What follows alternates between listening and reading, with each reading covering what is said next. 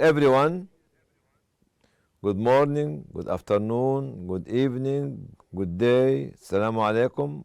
Wherever you are, whenever you are, I hope that every and each one of you living a comfortable life in his or her place.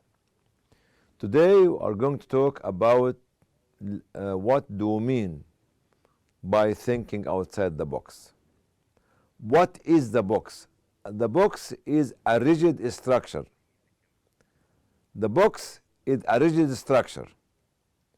The structure has got walls, ceiling, top, and bottom, which is the base. And within this rigid structure, you find that people cannot move easily inside it. Our life has a box. The box of our life is the atmosphere around us. That we are living inside such atmosphere. The box of our life is the atmosphere or the climate. Listen. Each one of us has a box, and we live inside our box. According what? According what we have learned from our society, according what we have in ourselves as talents or as abilities, according to our education, according to our culture, and all this kind of thing will enable me to live inside the box that's surrounding my life while I'm still living on earth. So none of us can live without a box. But sometimes the box could be a tool of controlling you, a tool of reducing your ability to think. The question is now, can we live outside the box or not? Each one of us has to ask himself or herself, can we live outside the box or not?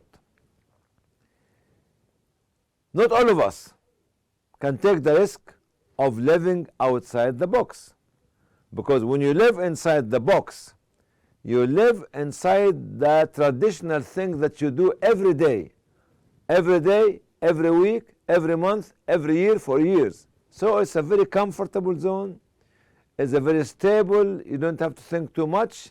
You do the same thing 100 or 1,000 times or millions of times in your life. But when you decide to try to come outside the box, you will face another challenge. A lot of challenges, changing challenges. These challenges could be extremely difficult, could be extremely hard, could be even destructive to you and your life if you cannot manage yourself. So coming outside the box is not a good choice for the people who cannot have do not have the ability to live outside the box. Living outside the box actually have two contradicting results. One of them, or not only one of them, each one of them will depend on the individual himself or herself. If I am very strong, very able, very visionary individual who have talent, okay, I will be able to manage my life outside the box and face all the challenge because I have the characteristics of meeting challenges, changing atmosphere, and making the proper social changes. If you are one of those people, I advise you not to live inside the box, but live outside the box because you will be very successful because you would like to have a bigger space for yourself to produce what you want to do for your society. The second one is an individual who is very traditional, does not have the ability like the first one, who is always hesitant, always changing his mind or her mind 24/7, gets used only to do the very traditional work, does not have an identity, does not have brilliant ideas, and all his ideas is contradicting one another. If this man or this woman try to live outside the box, it will be very, very, very challenging and destructive for themselves. Better to live inside the box. None of us, not all of us, not all of us actually, will have the ability to live outside the box. Who is the leader? Like yourself, like herself, like ourselves. Actually, a leader, what one of the characteristics of the leaders? The leader cannot live inside this rigid box. The leaders cannot live inside these rigid boxes. One of their characteristics is that we all agree upon is the leader can create the atmosphere to allow his followers or her followers to explore their potential and be able to make the change. Such a climate will let them to be able to make the change, the positive change in society, so they can change the society because the leader allowed them to live in the atmosphere that he created for them, the positive atmosphere. Another characteristic for the leader is, beside making such an atmosphere, actually, he could create to a certain category of people another more flexible, expanding, changing boxes, not the rigid boxes which have been created for us by the society. Because the society around us creating a rigid box and putting us inside it. But such a leader who are able to create this kind of flexible, expanding and changeable actually or changing boxes for such an individual who are actually traditional and get used to live inside the box and don't have the ability to live in the outside atmosphere. He put them in this kind of expanding boxes. Actually, this is the second characteristic of such a leader who either create an atmosphere or at the same time build this kind of flexible offices. You know why? Because this will enable him to get all his followers who get used to live inside the rigid boxes because of their inability to come outside to the open atmosphere.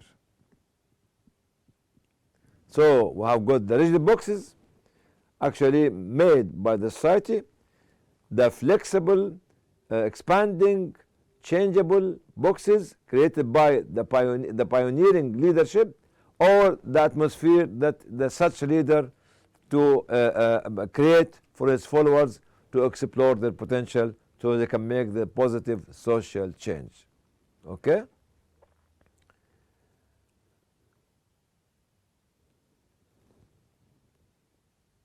As I mentioned before to us, the society and the family are boxing us inside their own boxes, which is filled by traditional, by culture, by values and by other. And sometimes the society is controlling us. Not sometimes, most of the time. Here we have to revolt against that, and we tell them, okay, fine, we cannot make positive social change unless we break these walls of the boxes, or make expanding boxes, or we create a new atmosphere, and we face the challenges in the society. And the family tradition as well is another box. Oh, don't do that, do that, don't do that, do that, don't do that. No. It is good, but not good enough. Let me give you an example of how can we live outside the box. I remember 1993, which was a pioneering idea. Soon our registered Islamic Relief in UK, 1989, we decided to go outside the box of our community in Birmingham, the box of our community in UK, the box of our community in Europe. What did we decide to do? We decided to join the United Nations, to a bigger, more flexible, a wide global box, to be inside the decision-making machine, to be a part of the decision-making people, to learn from them.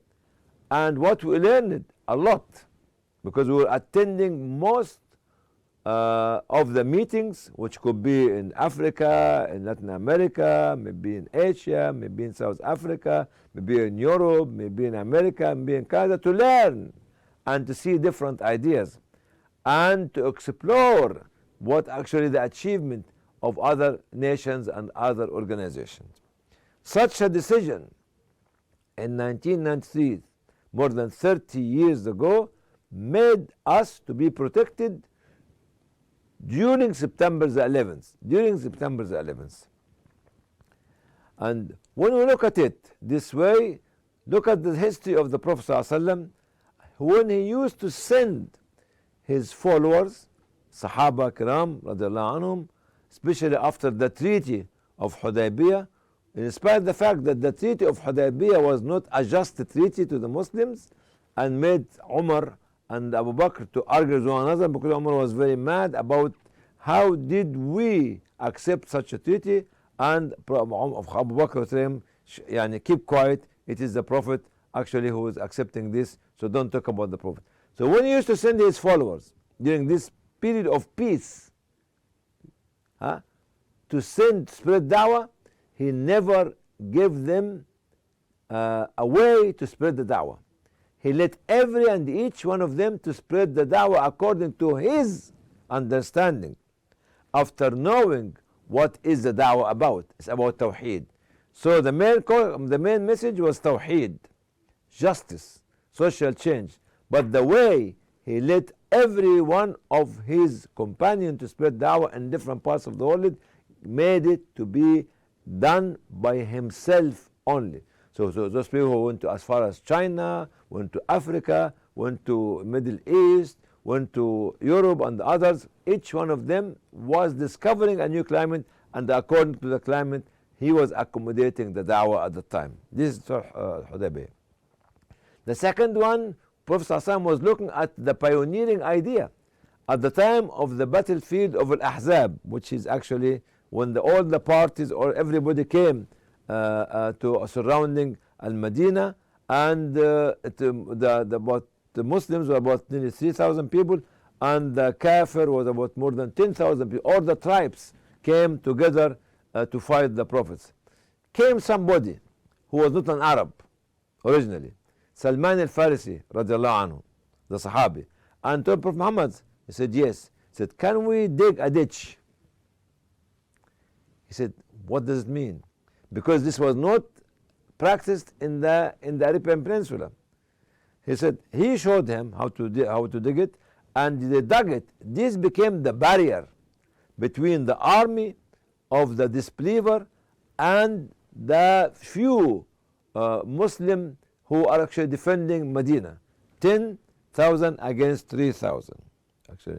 So it gave them a protective way of a protective method to protect themselves and protect the army and Al-Madinah as well. So Prophet ﷺ was always looking for new ideas, was always looking for ideas outside the box, or always thinking outside the box, while actually he was protecting his own community and was spreading the da'wah, because he has the message to deliver and the message actually to protect the society as well. When we look again here, we are talking about thinking outside the box, thinking outside, fine, that's fine. But thinking outside the box without a regulation is wrong. The difference between being inside the box, boxed, traditional man, and he cannot come and think outside, and somebody who open all the doors without any control. This kind of opening the doors without any control means that I may be losing my identity, I may be losing my values, I may be losing my character, I may be losing my history, I may lose my morality, my all this kind of. So if we open the boxes, or we think outside the box, or we go outside the box, we should not look like others. We should look like ourselves. We should keep our identity, keep our values, keep our moral system, and respect our principles while we are working outside the box. This is actually for the people who think, oh, I am in Europe, let me do, if I am Rome, let me do what the Romans are doing. No, no, absolutely wrong. If I am in Rome, I am still a Muslim. If I am in Los Angeles, I am still a Muslim. If I am in Las Vegas, you know what Las Vegas means? I am still a Muslim. If I am anywhere, I am still a Muslim, have got my principles, have got my identity, have got my character. I am open-minded, but with an identity. Don't ever lose your identity when you think that you be to thinking, when you think that you actually thinking outside the box or working outside the box. Working outside the box is something challenging. We need to have it, but we need to have it regulated. Without regulation, without knowledge, without understanding, without bonding with one another, particularly when we are a minority in the West or in the East, whether we are in China in the East, or we are in actually America in the Far West, actually we should come together to maintain our identity while we are actually thinking outside the box. Thinking outside the box was one of the characteristics not only of the social workers, but of the prophets and of the messengers of Allah and of the pioneer people, because they were looking for something that the society cannot see. They were trying to discover something that the society does not understand. That's why most of those people who were thinking outside the box left heritage, wealth of knowledge for generations to come, in spite of the fact some of them were being killed by their own society when they were actually explaining to them the new idea. Always the new idea come out of the people who think outside the box. Please, brothers and sisters, please, daughter and sons, please, auntie and uncle, think outside the box, but within regulation. Don't lose your identity while you are thinking outside the box. And teach your children to think outside the box and to present their identity at the same time when they actually think outside the box. Thank you very much. I'll see you next week in the second episode.